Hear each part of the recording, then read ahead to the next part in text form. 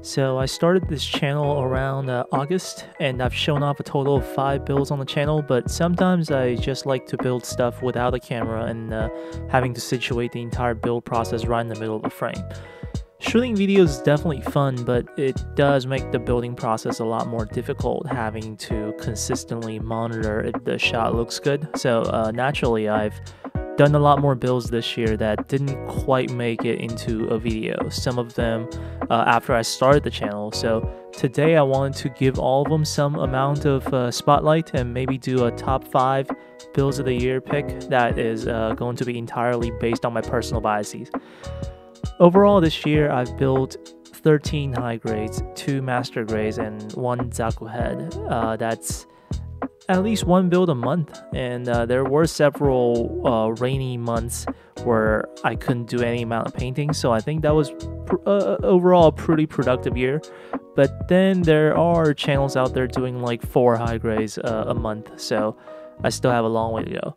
Let's go over them in a chronological order. I only really started seriously painting and modifying kits last year, and one of the first serious builds was this PB Gundam G05. I did it in March. This did make it into a video, I guess. Back then I was a bit less consistent in my scribing. Some of the scribed panel lines were too light for paint to flow in. But overall, I think I did a pretty good job buffing up this otherwise very boring looking kit.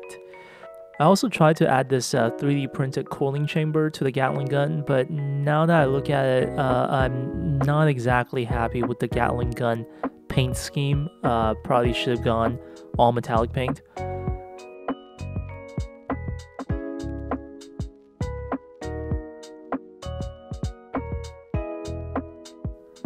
My second build is Grimgird from IBO. Keep your sister away from this guy, but the mech is definitely nice looking.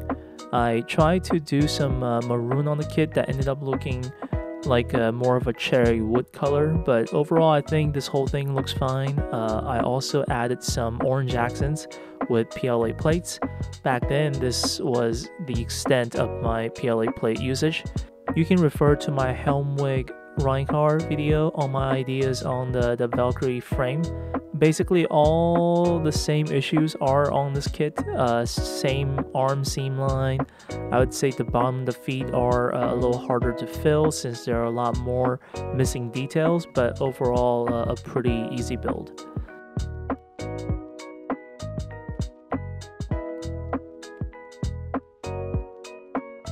Next up is a Master Grade, finally, and a P Bandai as well. The P Bandai Sandrock Armadillo. I think this is the best looking Glory for Losers P Bandai kit. The regular Sandrock, I think, was a bit too basic in the Gundam Wing lineup, but with the Armadillo upgrade, the tank role of the Sandrock is a lot more apparent. All the Gundam Wing Master Grades were very plain. I think they were released after the MG 2.0 boom, where Bandai really focused on the inner frame in plain armor, and the modern Master Grades where Bandai is now really trying to ditch inner frames, so these wing kits got the worst of both worlds. The inner frame is pretty boring, and the external armor is also not much to write home about. So the primary goal here is to add more details to this kit, mostly on the legs, shoulder armor, things like that. I also used kind of an off-white for the main color to get that desert feel.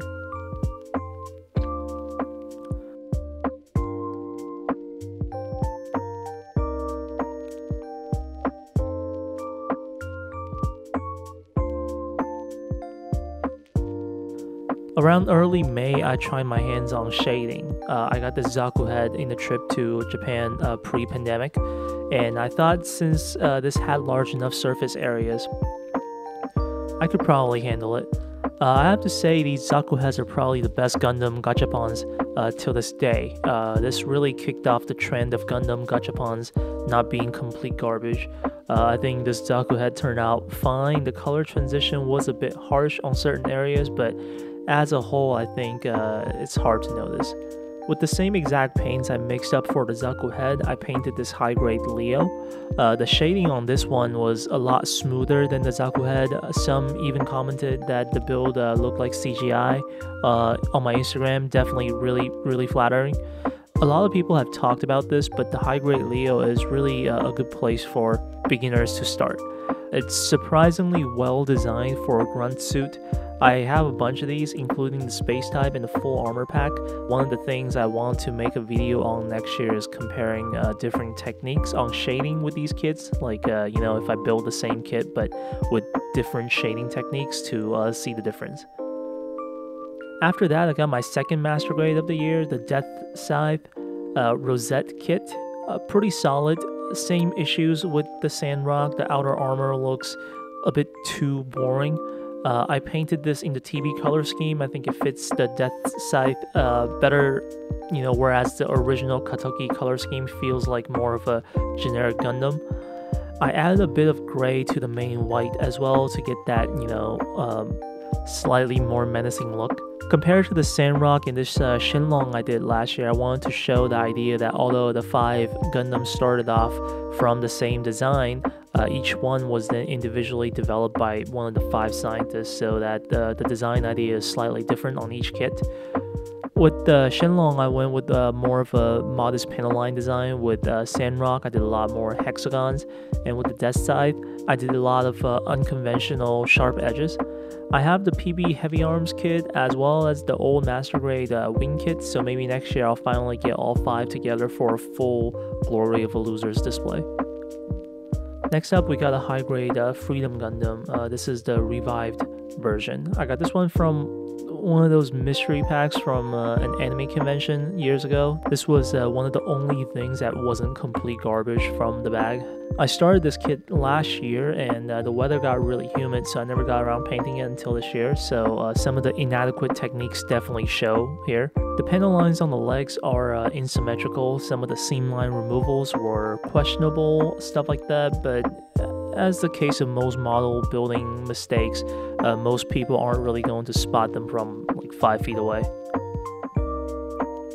This one is probably one of my most liked builds across all social media, the high-grade Gundam Barbatos Lupus.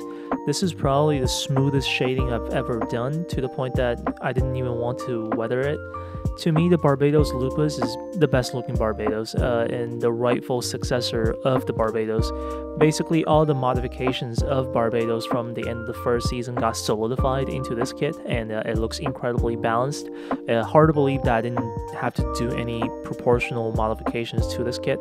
The weapon does feel like a bit of a letdown, but I guess they had to leave something for the later season upgrade. The Kimura's Trooper is my favorite design from Season 1 of IBO, hands down. I started this last year as well and just never got around painting. This kit has a ton of surface details right out of the box, so I didn't have to do any amount of scribing work to it. It does have some issues though. Lots of empty areas are difficult to fill, especially under the feet. There's a curve to the part, so it's difficult to put the details back on after filling. But still, I think this kit has all the essential characteristics of IBO kits. For lower end high grade prices, you get details that you would never expect on a 1:144 scale model, looking like you did a lot more work than there actually was. After that, I have a high-grade RX-78 Revive. I painted this in the RX-78 1 prototype Gundam scheme. I was replaying Giden's Greed on the PSP at the time, so you know how important the prototype Gundam was to the Earth Federation early on if you've played that game. I had to make the foot guards by adding plates to the original part. Don't think I did that good of a job on this, but again, you know, stand a bit further away and you'd hardly notice anything wrong. I should talk about the RX-78 Revive kit a bit later. Lots of good stuff on this kit, certain little issues that require some tricks to deal with. I should maybe do a comparison between this and probably the entry grade, but from a painter's perspective. I do have plans on building another 2 of these to get all 3 of the original RX-78 designs, so I'll have plenty of opportunities to do that. You've seen this one before, the Origins RX-78, also the first Gunfly I made a video on. The GTO line is really a highlight in the high grade series, and this is where Bandai really figured out that complicated inner frames might be fun and impressive for builders, but super detailed exterior is the thing that catches eyeballs. I do like the trend in high grade kits, but I also kind of hate how it's gradually taking master grades away. My second kit on this channel was the HUC Revive gun cannon. I've always thought that the gun cannon was a little bit underrated. Wanted to add details to this kit to match the GTO RX-78, but Bandai kind of threw a curveball at me by releasing the GTO gun cannon now. Don't get me wrong, I'll definitely get to that one as well. Just really weird how it took all this time for Bandai to finally release one of the 3 main mobile suits. I think Kukuru's Doan's Island also officially put a death spell on the GTO gun tank, so I should be safe moving forward with my high-grade gun tank. Now, this build never made it into a video, the high-grade Barbados 6th form. This was my GBWC entry. I got absolutely nothing out of that, but it was fun testing my own limits. The Barbados 6th form is an interesting kit, since canonically this was the result of the Barbados getting upgraded and repaired by parts acquired from battles on Earth. It's got that awkward face puppy look. What I mean by that is that the armor looks thick in certain areas and really thin in others. The height of this kit got force extended by those high heels, which looks kind of awkward, but all that is intended. To balance the kit out, I extended the waist and arms, added additional plates on the side of the legs. The antenna also ended up a bit small, so I extended them by 2mm and made this middle part 1mm thicker. Little details all over the kit. The weapon had some awful details originally that I just sent it off and replaced with my own. The paint job is my standard flavor of light shading mixed with metallic accents, and I used a fluorescent paint on the knees here. I got the Lupus Rex here, and I'm working on the regular Barbados right now, so hopefully next year I'll be able to do a whole comparison on all 4 of the high-grade Barbados kits. And now probably a main reason why most of you are watching this video, my most viewed video yet, the Helmwig Reinhardt. I've been eyeing this kit out for years, and when I saw a new type restocking this kit, I just had to get it. This is also my first time doing actual weathering, so I went about it very lightly, and I think the final result actually looked okay. Near the end of the year, I closed the loop by finally getting to the GO4. I basically dreaded this build for an entire year and finally got it done. Nothing to really say here since it's pretty much the same kit as the GO5. Hopefully P Bandai does a re-release of the GO6 soon so I can get all 7 of the RX-78 builds in one place. And lastly, the Zigok kit that I finished recently. All the Xeon Amphibious high grades are great. Hopefully I'll be able to get to more of those this year. This is also my first time doing serious weathering, and I had to learn as I went, but overall, very happy with the result. Anyways, let's do our first annual top 5 build pick. My favorite build of the year is the Barbados Lupus, largely having to do with the kit quality right out of the box. I also think that this was the cleanest shading I've done all year. Second place, I have to give it to the Barbados 6th form. This kit definitely took a lot more work than the Lupus, but I think it still has some way to go. I still think the kit looks a bit too skinny at this point. Third place is probably the Helmwig Reinhardt. The kit itself is already really nice, and the bits of weathering just took it to the next level. Then it's the HG Leo. I like this kit so much at the time after I built it that I kept it right on my desk for days just to play around with it. Shading on this one I think was really solid. The additional panel lines aren't too disruptive. Overall I think it's a pretty balanced build. Lastly, the Zigok, my most serious weathering work yet, and by looking at the final result, I think most people wouldn't realize that this only costed $9. These are just my personal picks, so let me know if there's another build of mine that you really liked down below.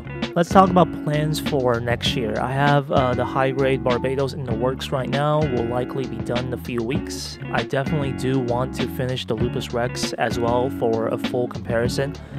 But I need to space them out to not like overcrowd the channel with Barbados content. I also want to finish my Gundam Wing collection, so that means 2 more Master Grades. Really dreading the old Master Grade Wing here, and I want to do more Master Grades overall since I got a huge Master Grade backlog.